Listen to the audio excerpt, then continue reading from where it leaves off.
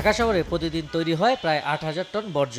এর মধ্যে প্রায় ১,০০০ টন বর্জ্য যথাযথ ব্যবস্থাপনার আওতায় আনা সম্ভব হচ্ছে না। যেখানে সেখানে ছড়িয়ে নানাভাবে পরিবেশ দূষণ করছে এগুলো। আমি যেখানটায় দাঁড়িয়ে আছি তার সামনেই অযাচিতভাবে বিভিন্ন ময়লা আবর্জনা ফেলা হয়েছে, যার এক পাশে রয়েছে ফুটপাত যেখানে মানুষ হাঁটাচলা করে এবং অন্য পাশে রয়েছে গাড়ি ঘোড়া চলাচলের রাস্তা, যেখান থেকে আমরা দেখতে পাচ্ছি যে দুর্গন্ধ ছড়াচ্ছে। শুধু তাই নয়, নানা রকম সংক্রামক রোগ ছড়ারও প্রবণতা রয়েছে এবং মশা, মাছি, ইঁদুর থেকে ডেঙ্গু, ডায়রিয়া এবং শ্বাসজনিত রোগের প্রকোপও বাড়ছে।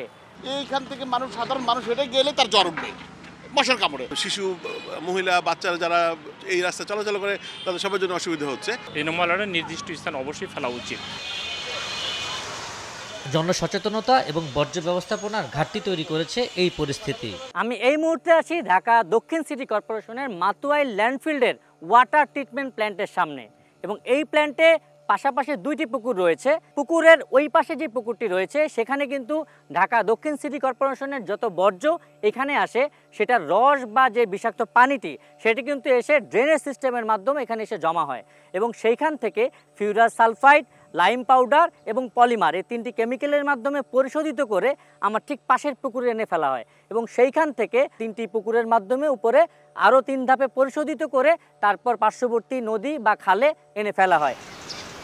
এদিকে দক্ষিণ সিটি কর্পোরেশনের ওয়াটার ট্রিটমেন্ট প্ল্যান্টে যে ড্রেনেজ ব্যবস্থাপনায় বর্জ্য থেকে পানি নিষ্কাশনের কথা ছিল তা ময়লার স্তূপেই আটকে আছে।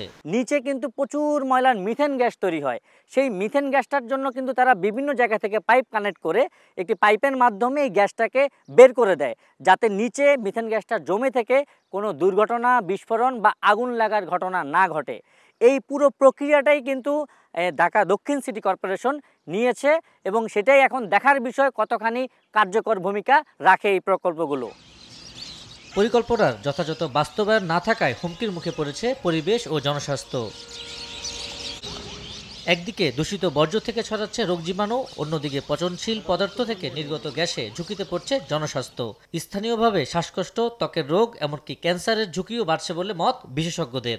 যদি আপনি ভয়েসটাকে পড়ান তাহলে বায়ু দূষণটাকে আপনাকে নিয়ন্ত্রণে রাখতে হবে। ওয়েস্টের ভিতরে থাকে প্লাস্টিকের মধ্যে থাকে পিভিসি পড়লে কিন্তু ডাইঅক্সিন ফ্লুরিন বলে গ্যাস হয়, এটা কিন্তু কার্সিনোজেনিক গ্যাস, মানে এটা ক্যান্সার হতে পারে। এই যে আমাদের যে ডেঙ্গি, চিকেনগুনিয়া এই আউটব্রেকগুলো হচ্ছে এর সাথে কিন্তু যদি আপনি দেখেন প্রপার ওয়েস্ট ম্যানেজমেন্টের অভাবে কিন্তু হচ্ছে।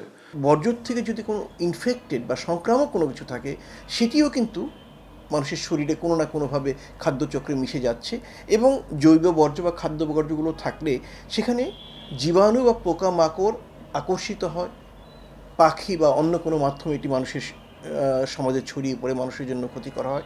বর্জ্য ব্যবস্থাপনাকে উন্নত করে পরিবেশ ও স্বাস্থ্য ঝুঁকি কমিয়ে আনতে কাজ করছে ঢাকা দক্ষিণ সিটি কর্পোরেশন। আর উত্তর সিটি কর্পোরেশন বলছে পরিবেশ দূষণের প্রভাবক মিথেন গ্যাস কমিয়ে আনার কথা। যদি আমরা একটু সচেতন থাকি, আমরা যত ময়লাগুলি না ফেলে, আমরা যদি সেগ্রিগেট ওয়েতে ময়লাগুলি বিভিন্ন ডাস্টবিনে ফেলে আমাদের স্বাস্থ্য ঝুঁকি অনেকাংশে কমবে বলে আমার কাছে মনে হয়। একটা কোরিয়ান কোম্পানির সাথে বাংলাদেশ গভর্নমেন্ট একটা চুক্তিতে খুব সহসাই যাবে। ফিজিবিলিটি আশা করছি আরও মাস 1.5-2 মধ্যে সম্পন্ন হয়ে যাবে। তখন এই ল্যান্ডফিলে যে মিথেন গ্যাসগুলো রয়েছে, গ্রিনহাউস গ্যাস, এগুলোকে আপনার প্রপারলি ম্যানেজ করে ইকুইভ্যালেন্ট কার্বনে রূপান্তর করা হবে। শহরের বর্জ্য ব্যবস্থাপনা কেবল পরিচ্ছন্নতার বিষয় নয়, এটি এখন জনস্বাস্থ্য ও পরিবেশ রক্ষার অন্যতম চ্যালেঞ্জ। আবু সাইদ নিশান, সময় সংবাদ, ঢাকা।